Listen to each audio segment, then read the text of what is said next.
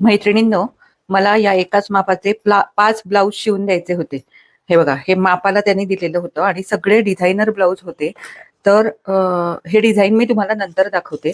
तर माझी शिवायची पद्धत कशी आहे, मी ना आधी स्वतः हे असं पेपर कटिंग करून घेते. मग ते पेपर कटिंग कितीही मला करावे लागले तरी चालतील. म्हणजे कसं, प्रत्येक मापाचं मी वेगवेगळं पेपर कटिंग करून ठेवते. प्रत्येक मापाचं म्हणण्यापेक्षा प्रत्येक कस्टमरचं. कारण आपण नवीन आहोत, आपल्याला जास्त काही याच्यातली माहिती नाहीये. तर उगाच रिस्क नको घ्यायला, कुठेतरी काहीतरी बिघडायला नको, या हेतूने मी पेपर कटिंग करून ठेवते. आता हे प्रिन्सेस कट ब्लाऊजचं पेपर कटिंग या कस्टमरचं मी केलेलं आहे आणि त्या मापाने हे त्यांचे 5 डिझायनर ब्लाऊज मी शिवलेले आहेत. इथे तुम्हाला 4च दिसतील. एक मी हातशिलाईला दिलेला आहे, पण तो शिवताना त्याचं थोडंसं शूटिंग मी केलेलं आहे, त्यामुळे ते मी तुम्हाला पुढे दाखवणार आहे. तर हे जे 4 बनवले आहेत ना, हे आधी तुम्हाला दाखवते. हे बघा, हे एक सगळ्यात आधी मी हे ब्लाऊज शिवलं, कारण हे कसं, हे काय म्हणतात याला, ब्रोकेडचा कपडा सारखा असतो. म्हणजे समजा कुठे बिघडलं, काय झालं तर प्रॉब्लेम नको, आपण त्यांना दुसरं आणून देऊ शकतो. या हिशोबाने मी आधी हे शिवलं आणि त्यानंतर मग हे झाल्यानंतर हे जे आहे ना, नारायणपेठ साडीचं, हे शिवलं. आता त्या कस्टमरना मी रिक्वेस्ट केली होती की तुम्ही एकदा येऊन एखादं तरी घालून बघा. म्हणजे मला उगाचच काय होतं, मी ब्लाऊज शिवत नाही अशातला भाग नाही, मी ब्लाऊज भरपूर शिवते. पण ज्या वेळेला मी ब्लाऊज शिकले होते ना, त्यावेळेला हे असे फॅशन बिशन काय नसायच्या. फार फार तर गळ्याचे वेगवेगळे प्रकार असायचे, चौकोनी, त्रिकोणी, गोल, किंवा काय म्हणायचे त्याला, यू शेप, हे असे बरेच प्रकार असायचे. पण हे असले डिझायनर ब्लाऊज वगैरे मी त्यावेळेला कधी शिवले नव्हते. आणि मध्यंतरी माझ्याकडनं खूप गॅप झाला, त्यामुळे मी बऱ्यापैकी विसरूनही गेले होते. आपलं नॉर्मल जे कटिंग असतं ना, पेपर कटिंग, ते सुद्धा विसरून गेले होते. पण आता मी खूप प्रॅक्टिस करून करून हे मी सगळं आता पुन्हा स्वतःला ब्लाऊज शिवण्यासाठी तयार केलेलं आहे. त्यामुळे मी काय करते, मी कधीही ना कस्टमरचे अर्जंट ब्लाऊज घेत नाही.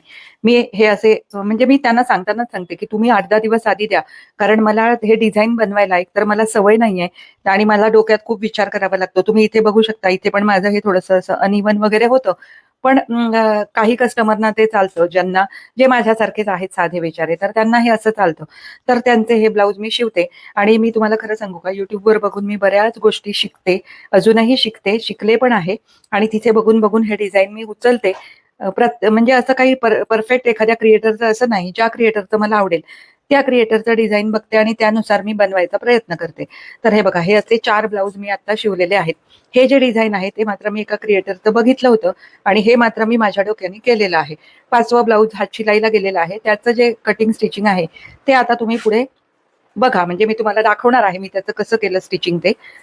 आणि ते सुद्धा करताना माझ्या अजूनही चुका होतात. मी खूप प्रयत्न करते, म्हणजे माझ्या कामामध्ये सुसूत्रता आणायचा. पण काही डिझाईन असे किचकट असतात, अर्थात जे नेहमी शिवणारे आहेत त्यांना भरपूर प्रॅक्टिस असते, त्यामुळे त्यांना ते किचकट नसतील. मी आता बघते ना व्हिडिओ, असे पटापट पटापट डिझाईन बनवतात, परंतु मला ते जमत नाही. त्याच्यासाठी भरपूर प्रॅक्टिस पण मला करायला लागेल, याची मलाही कल्पना आहे. पण म्हणूनच मी कुणाचे अर्जंट ब्लाऊज वगैरे कधी घेत नाही. तर थोडासा वेळ घेते त्यांच्याकडनं मागून, आणि नंतर मग हळूहळू माझ्या स्पीडप्रमाणे मी ते डिझाईन बनवून त्यांना देते. अर्थात या कस्टमरने मला असं काही सांगितलं नव्हतं की हेच डिझाईन बनवा, तेच डिझाईन बनवा, मला जे चांगलं वाटेल ते डिझाईन तुम्ही बनवा, असं त्यांनी सांगितलेलं होतं. आणि हे बघा, हे सगळे ब्लाऊज ना प्रिन्सेस कट आहेत. म्हणजे एकाच कस्टमरचे असल्यामुळे त्यांना प्रिन्सेस कटच आवडतात, तर सगळे प्रिन्सेस कट आहेत. आता मी जेव्हा ब्लाऊज शिवते तेव्हा शक्यतो जास्तीत जास्त चांगलं फिनिशिंग द्यायचा मी प्रयत्न नेहमी करत असते. आता इथे तुम्ही बघू शकता, इथे हे मला करायचं होतं एक आणि हे झालं वेगळं. तर असंही काही वेळेला माझ्याकडनं घडतं, पण ज्या कस्टमरना ते चालतं त्यांच्या बाबतीतच मी ही रिस्क घेते, नाहीतर सहसा मी ही रिस्क घेत नाही. जे ठोकताळ्याप्रमाणे डिझाईन आहेत ते डिझाईन मी बनवते. तर मला तुम्हाला एवढंच हे सांगायचं होतं की तुम्ही सुद्धा घर बसल्या हा असा व्यवसाय जर सुरू केलात तर तुम्हाला सुद्धा थोडीफार कमाई होऊ शकते. आता या ब्लाऊजची आमच्या इथे, मी परवा आमच्या इथल्या एका टेलरकडे चौकशी केली, तर असा डिझायनर ब्लाऊज जर तुम्हाला बनवायचा असेल तर त्यांनी सांगितलं मला 600च्या पुढे. फक्त अस्तरचा ब्लाऊज विदाऊट आणि डिझाईन असं जर असेल तर 600 रुपये शिलाई आहे.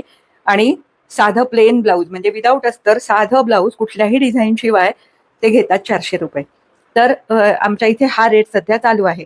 परंतु या कस्टमरकडनं काही मी तेवढे घेणार नाही, कारण शेवटी काय असतं, आपण शिवताना जरी कितीही व्यवस्थित शिवलं आणि सगळं जरी केलं ना, तरी सुद्धा आपल्याला अर्जंट आपण देत नाही, शिवाय भरपूर वेळ मागून घेतो अशा बऱ्याच गोष्टी असतात. शिवाय फिटिंग आपलं अगदी परफेक्ट आहे आणि कुठेही आपण चुकलेलं नाही आहोत हे आपल्याला खात्रीशीरपणे माहितीये, पण ते कस्टमरला त्याची खात्री व्हायला हवी. त्यामुळे मी ठरवलंय की कस्टमरलाच सांगायचं की तुम्हाला काय वाटतं ते द्या. तसं बघायला गेलं तर माझं फिनिशिंग सुद्धा तुम्ही इथे बघू शकता. कुठेही नाव ठेवायला तुम्हाला जागा मिळणार नाही. म्हणजे मी जरी हे बघून बघून जरी करत असले ना, तरी सुद्धा याचं फिनिशिंग बघा किंवा याचं हातशिलाई बघा, व्यवस्थित सगळं केलेलं आहे. तर अशा पद्धतीने तुम्ही घरात असा छोटासा व्यवसाय जर तुम्हाला थोडीफार हातशिलाई येत सॉरी थोडंफार जर तुम्हाला कटिंग स्टिचिंग येत असेल, तर अशा प्रकारे तुम्ही सुद्धा हा बिझनेस सुरू करू शकता आणि खरंच हा बिझनेस खूप फायदेशीर आहे. आता पेपर कटिंगसाठी मी ही कात्री वापरते. ही माझी खरं तर जुनी कात्री आहे, पण आता ती खराब झाली आहे म्हणून मी ती पेपर कटिंगसाठी वापरते. आणि ही जी कात्री आहे ही मी कपड्याच्या कटिंगसाठी वापरते. तर पेपर कटिंगला मी कधी ही कात्री वापरत नाही. या दोन्ही कात्र्या मी लोकल मार्केटमधूनच घेतल्या होत्या. म्हणजे ही जी घेतली होती ना, तो माझा जो मशीन रिपेअरवाला आहे, तर त्याच्याकडून ही घेतलेली होती. आणि ही मी कात्री खूप आधी घेतली होती, पण ही सुद्धा लोकल मार्केटमधनं घेतली होती. नमस्कार मैत्रिणींनो, माझ्या आरती पित्रे या चॅनलवर तुम्हा सगळ्यांचं पुन्हा एकदा मनःपूर्वक स्वागत.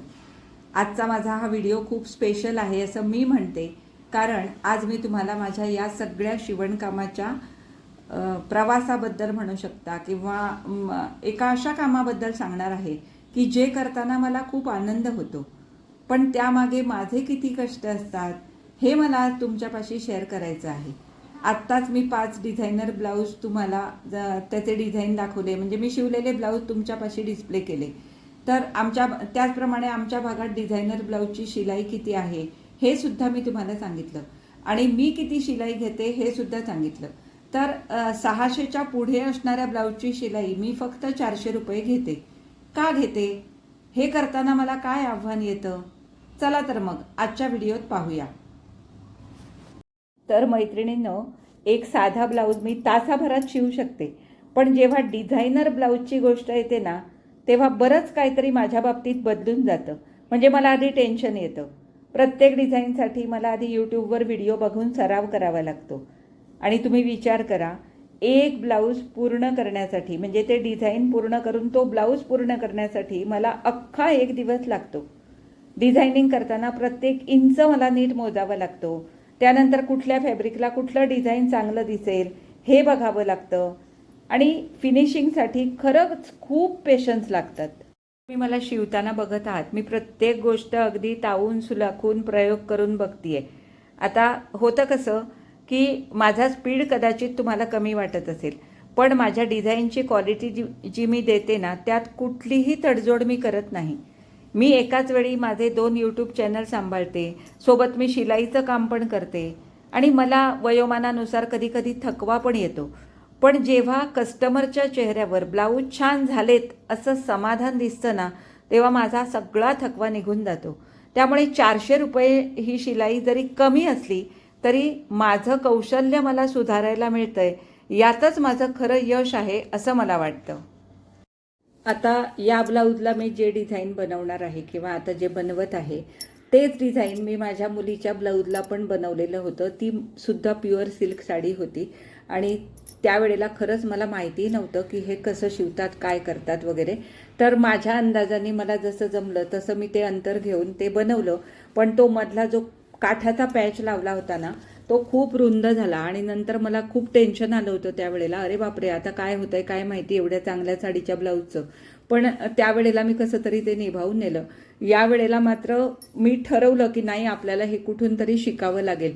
म्हणून मी मग काय केलं, ॲक्च्युअली हे डिझाईन कुणी शेअर केलेलं मी कुठेही बघितलं नाही, पण एका यूट्यूबरने दुसऱ्या एका डिझाईनसाठी तो जो आकार आहे ना, आत्ता मी 1.5 इंचावर ठेवून जो आकार दिला, तर तो आकार दुसऱ्या एका डिझाईनसाठी तयार केला होता. मग तो आकार मी तसा बघितला आणि तसा याला आकार दिला आणि त्यानंतर मग मी मधला पॅच आधी तयार करून घेतला. मग मधला जो पॅच असतो आता तो, म्हणजे आत्ता हे जे स्प्लिट्स घालतीये तर तो जो पॅच करणार आहे तो सुद्धा मी मोजून घेतलं, ते अस्तरचं अंतर की किती मला ठेवायला पाहिजे, काय वरती किती ठेवायचं, खाली किती ठेवायचं, हे सगळं मोजून घेतलं. आणि प्लीट्स घालताना तुम्ही बघू शकता, मला प्लीट्स घालताना सुद्धा प्रॉब्लेम येतो, कारण एका बाजूनी मला सलग जमतं पण दुसऱ्या बाजूनी अगदी सेम टू सेम घालणं जमत नाही. आता तुम्ही यूट्यूबवर बऱ्याच ताईंचे व्हिडिओ बघत असाल, इतक्या व्यवस्थित आणि फिनिशिंग सहित त्या ब्लाऊज शिवतात, कारण त्यांना प्रॅक्टिस आहे, खूप प्रॅक्टिस आहे आणि त्यांचा तो बिझनेस पण आहे, त्यामुळे त्यांना ते जमतं. माझा काय म्हणजे मी काय एवढी अशी त्यांच्यासारखी कसलेली कलाकार वगैरे नाही आहे, पण मी प्रयत्न कधीही सोडत नाही आणि जे काही मी करते ना ते फिनिशिंग सकट द्यायचा प्रयत्न करते. मग त्यासाठी मला कितीही कष्ट करावे लागले आणि कितीही कमी पैसे मिळाले तरी त्याचं मला काही वाटत नाही. तर हा पॅच तयार करण्यासाठी हा वरचा आणि खालचा भाग मी मोजून घेतला होता.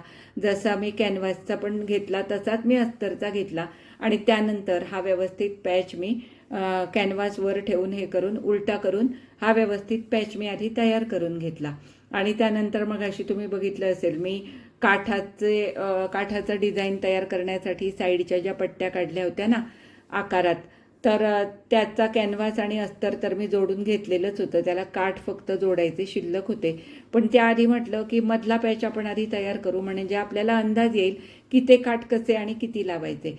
जेव्हा मी माझ्या मुलीचं ब्लाऊज शिवलं ना त्यावेळेला मात्र मला समजतच नव्हतं की आधी मी काय केलं होतं. त्यावेळेला आधी हे काठ, हा जो पॅच आत्ता मी तयार करते काठाचा, तर तो मी आधी तयार करून घेतला होता. मग त्याला तो मधला पॅच मी कसा तरी एकदा ॲडजस्ट केला होता, कारण कसं तरी वेडंवाकडं कापल्यामुळे, वेडंवाकडं इन द सेन्स मापाशिवाय कापल्यामुळे ना मधला गॅप खूप राहिलेला होता आणि त्यामुळे मग तो पॅच करायचा तर माझ्याकडे कपडा पण शिल्लक राहिला नव्हता जास्त. मग मी कसं तरी जोड लावून मग तो जोड झाकून म्हणजे प्लीट्समध्ये झाकून अशा प्रकारे तो पॅच मी तयार केलेला होता. यावेळेला मात्र मी ठरवलेलं होतं की व्यवस्थितच आपण हे कुठेतरी बघायचं, पण मला काही याच्यातला व्हिडिओ मिळाला नाही. नंतर सांगितलं ना मगाशी की दुसऱ्या एका डिझाईनसाठी एका ताईंनी बनवलेला व्हिडिओ बघितला आणि तसा आकार करून मग मी आता हा पॅच तयार केला. आता हे सुद्धा माझ्या डोक्यात आलं की या पॅचला हे काठ गेल्यानंतर मला बाहीला काठ पुरतील का, तर नाही पुरले तर काय करायचं, हा सगळा विचार डोक्यात ठेवला. कारण ज्या बाकीच्या अगदी चांगल्या शिवणाऱ्या ताई आहेत ना त्यांच्या डोक्यात डिझाईन आधीच तयार असते आणि त्या डिझाईननुसार कुठलंही मेजरमेंट न घेता सुद्धा त्या ताई व्यवस्थित ते सगळं मॅनेज करू शकतात. पण माझ्यासारख्या नवशिक्या बाईला म्हणा, मुलीला नाही, तर हे थोडंसं कठीण जातं. पण हरकत नाही, आपण यातूनही काहीतरी बरंच शिकतो आणि एक चांगली कलाकृती घडवतो, यात सुद्धा खूप आनंद असतो मैत्रिणींनो.